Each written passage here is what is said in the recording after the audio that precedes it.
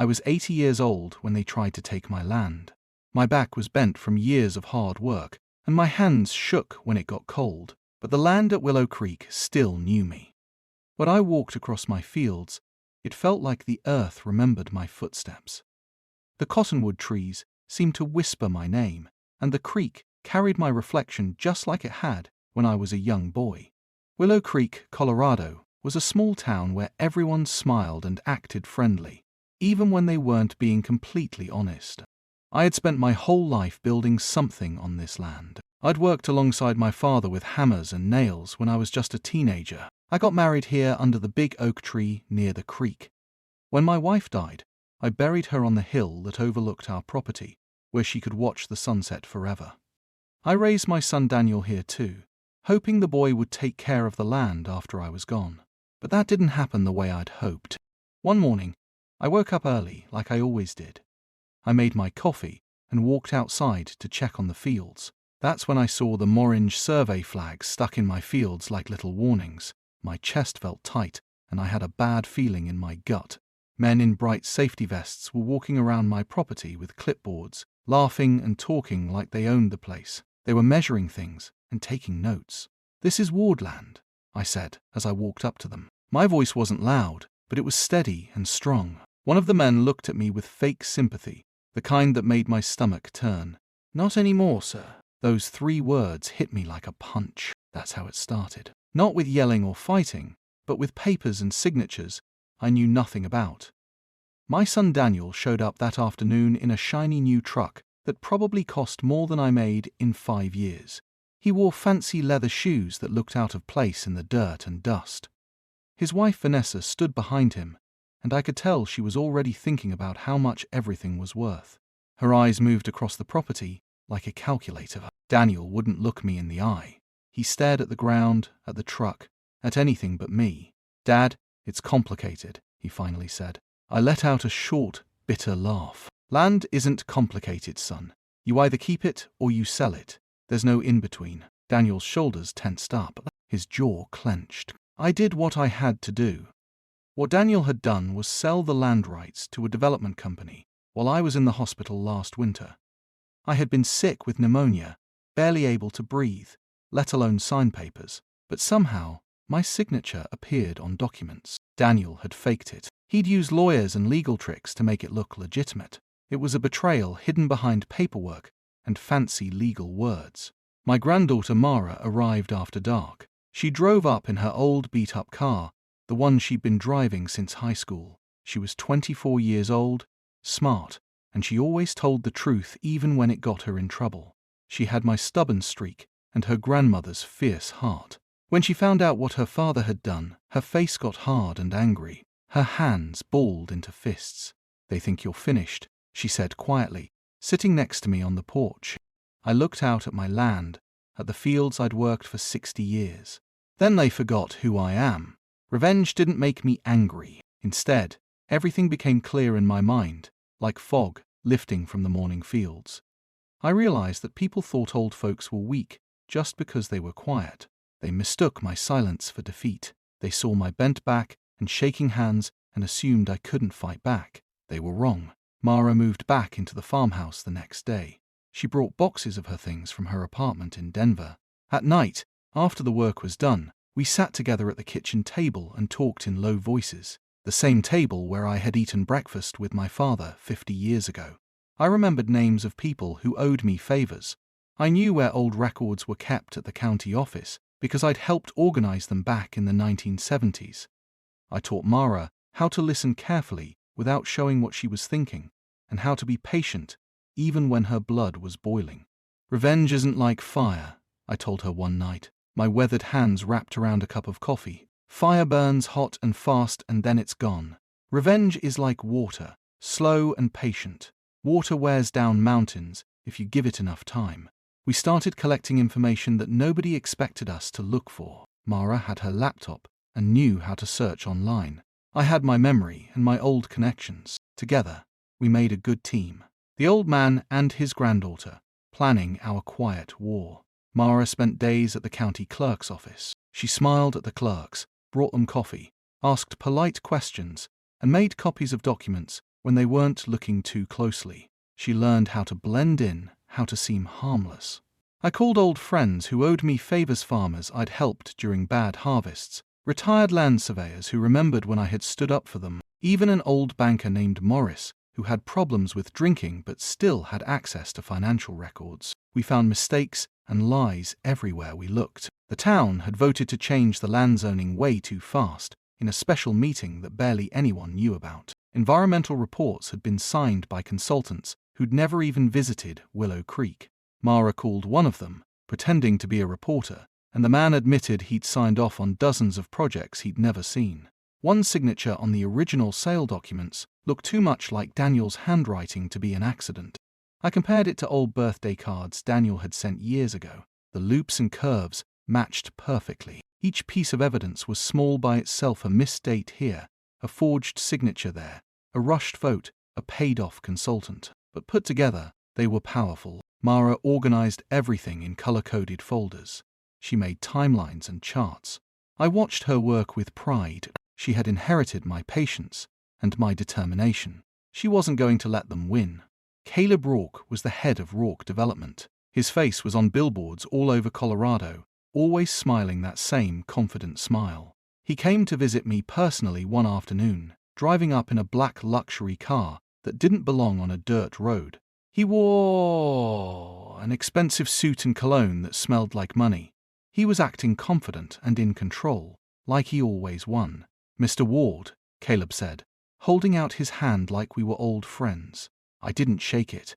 I kept my hands in my pockets and stared at the man. "We want to make this right. We're not the bad guys here." "Then give my land back," I said simply. My voice was calm, which seemed to surprise him. Caleb smiled like he knew something I didn't. Like he was smarter and richer and more powerful. "Business doesn't work that way, Mr. Ward. I'm sure you understand. We've invested a lot of money already. We have contracts, but we can offer you compensation, a fair price." I leaned forward in my chair. I looked Caleb straight in the eyes. "Neither does memory, son. This town has a long memory. So do I." Caleb's smile flickered for just a second. He shifted his weight. "Are you threatening me?" "I'm telling you how things work around here," I said. "You'll learn soon enough." Caleb left feeling uncomfortable, though he couldn't explain why. I watched his fancy car disappear down the road and smiled to myself. He had no idea what was coming. The town hall was packed for the rezoning hearing. People stood along the walls, because all the chairs were full. Mara sat next to me in the front row, looking determined. She wore her grandmother's old necklace for luck. Daniel stayed far away from us in the back corner, his face pale and worried. Vanessa wasn't with him. She'd probably stayed home to avoid the shame.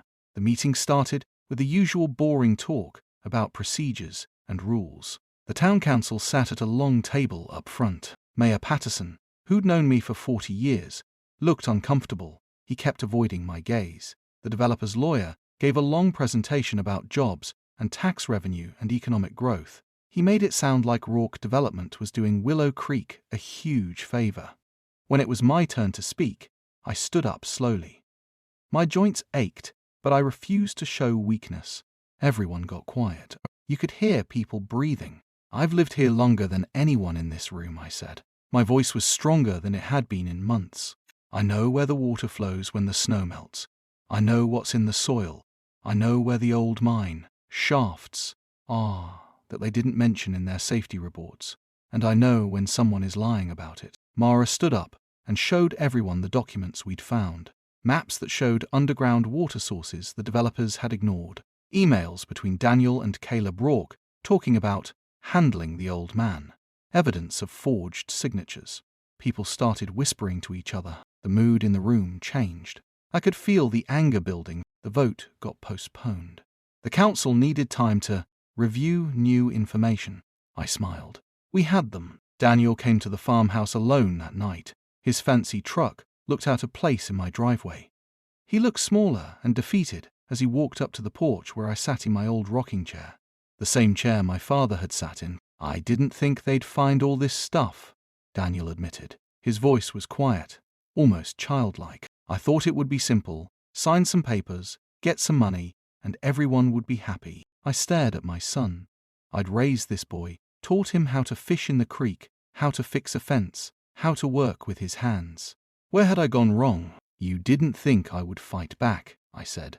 You thought I was too old, too weak, too tired. I thought you'd be dead by now, Daniel blurted out, then immediately looked horrified at his own words. I didn't mind, Dad. I'm sorry. Vanessa said, don't blame your wife for your choices. I interrupted. My voice was cold. You're a grown man, Daniel. You made this decision. Daniel started crying. Big, messy tears that made him look like the little boy who used to cry when he fell off his bike. But I didn't hug him or tell him it was okay. Because it wasn't okay. Some betrayals cut too deep to heal. I just sat there in my rocking chair, looking at the son who tried to steal my legacy, and felt nothing but sadness. Daniel left after a few minutes. I watched his taillights disappear down the dirt road and wondered if I'd ever see him again. The lawsuit against Rourke Development was serious. Mara had found a lawyer in Denver who specialized in elder fraud and land rights. Her name was Patricia Chen, and she was hungry to take down a big development company. They were accused of breaking environmental laws, fraud, conspiracy, and taking advantage of an elderly person. The charges kept adding up. Caleb Rourke's confident smile disappeared. His face came down from all the billboards around town. The company's stock price dropped. Investors started asking questions. Local news reporters showed up at my farm wanting interviews. Mara handled most of them, protecting me from the chaos. The case dragged on for months. There were depositions and hearings and mountains of paperwork. Mara worked incredibly hard, driven by wanting to do what was right. She barely slept. She lived on coffee and determination. I watched her with both pride and sadness. I knew I didn't have much time left. My body was failing me. Some mornings I could barely get out of bed. But every time I felt like giving up, I'd look out the window at my land. The land my father had worked. The land where my wife was buried. The land that Daniel had tried to steal. And I'd find the strength to keep going. Patricia Chen was brilliant in court. She tore apart the developers' arguments. She showed the jury the forged signatures, the ignored environmental reports, the rushed votes. She painted a picture of a powerful company taking advantage of a sick old man, me. Winter came early that year. The first snow fell in October, covering everything in white. I got very sick. My pneumonia came back, worse than before. I couldn't catch my breath. My skin turned grey. Mara wanted to take me to the hospital, but I refused. I'm dying in this house, I said. Not some sterile hospital room. So they brought in a nurse who checked on me twice a day. Mara set up a bed in the living room so I could look out the big window at my land. The creek froze over. Snow covered all the orange survey flags that were still stuck in the ground. It looked peaceful, like the land was sleeping. Lying in bed, wrapped in my grandmother's old quilt, Mara held my hand and promised me, I'll finish this. I won't give up, Grandpa. I swear. I smiled weakly. My lips were pale. You already have, girl. You already have. You fought when I couldn't. You stood up when others backed down. I'm proud of you. The court case isn't over yet, Mara said, tears streaming down her face. Doesn't matter, I whispered. We already won. We showed them they can't just take what isn't theirs. We showed Daniel that betrayal has consequences. We showed this town that the old and the young can still fight back. That night, I slept better than I had in months. Outside, snow continued to fall softly on Willow Creek. I dreamed of my wife, of my father, of all the people who had worked this land before me.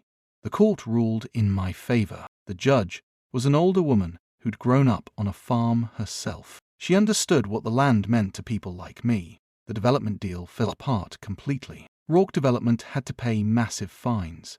Their reputation was destroyed. Caleb Rourke resigned in disgrace. Daniel had to face criminal charges for fraud and forgery. The district attorney wanted to make an example of him. Vanessa left town before the trial even started, and nobody heard from her again. Rumor was she moved to California and changed her name. Daniel ended up with 2 years in prison and 5 years probation. Willow Creek could breathe again. The survey flags came down. The men in safety vests disappeared. The land was safe. People in town started treating Mara like a hero. They'd stop her at the grocery store to thank her. Old farmers would tip their hats. The mayor apologized publicly for not investigating the rezoning vote more carefully. I heard the news from my bed. Mara brought me the official court documents, and I held them with my shaking hands. I couldn't read them well anymore, my eyes were too weak, but I held them against my chest like a treasure. "We did it, Grandpa," Mara said, crying and laughing at the same time. "No," I corrected her gently. "You did it. This land is yours now. You earned it." I felt something lift from my chest, the weight I'd been carrying for months. We had won.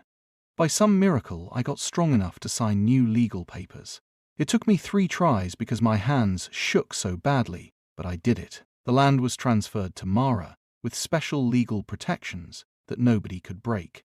Conservation easements, trust funds, clauses written by Patricia Chen that would make it nearly impossible for anyone to develop the land for at least 100 years. "This land needs someone who cares about it," I said as I signed the last document. "Someone who listens to it, someone who understands that we don't own the land, we just take care of it for a while." Mara nodded, tears running down her face. She understood. She'd learned from me. "I'll take care of it, Grandpa. I promise. I'll plant trees. I'll keep the creek clean. I'll make sure it stays wild and beautiful." I smiled. "I know you will, girl.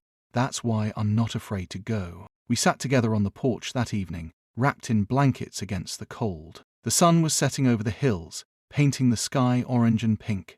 The creek reflected the colors.